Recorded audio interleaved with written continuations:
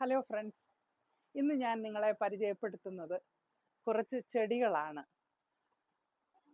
Early സ്പ്രിങ്ങിൽ prune ചെയ്ത് നിർത്തിയ roses ഉണ്ട്, വേറെ ചെടികളും ഉണ്ട്.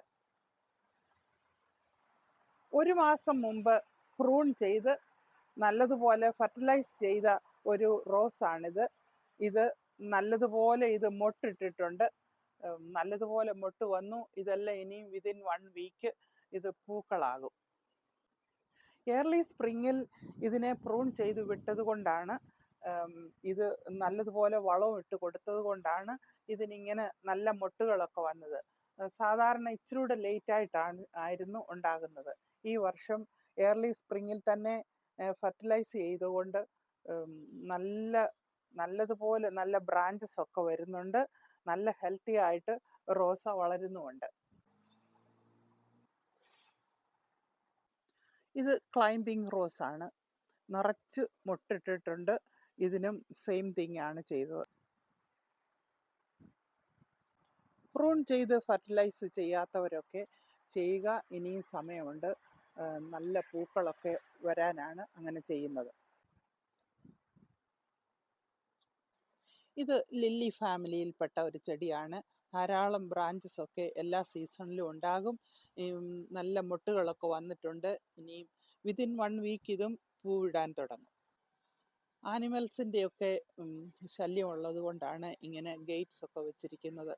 റാബിറ്റ്സിന് വളരെ ഇഷ്ടമുള്ള ഒരു ചെടിയാണിത്. ബ്ലാക്ക് ഐഡ് സൂസൻ വളർന്നു വരുന്നുണ്ട്. ഇതും മൊട്ടിടാറായിട്ടുണ്ട്.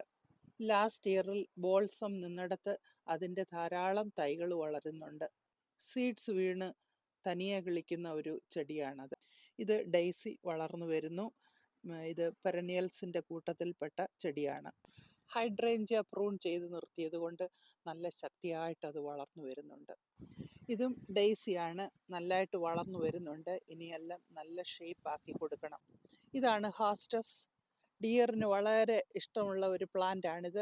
കുറച്ചൊക്കെ ഡിയർ തിന്നു. ഇനിയും ഇത് ഫെൻസ് ഇട്ട് ഇങ്ങനെ സൂക്ഷിക്കണമെന്നാണ് വിചാരിക്കുന്നത്. ഹൈഡ്രേഞ്ചിയയുടെ കൂട്ടത്തിൽ വേറൊരു ഇനമാണിത്. കുറച്ചൊക്കെ ഡിയർ തിന്നു. ഡേ ലില്ലി വളർന്നു വരുന്നു.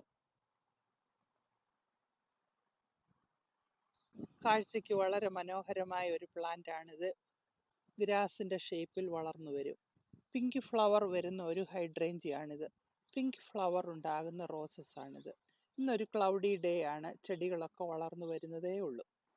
Thank you for watching.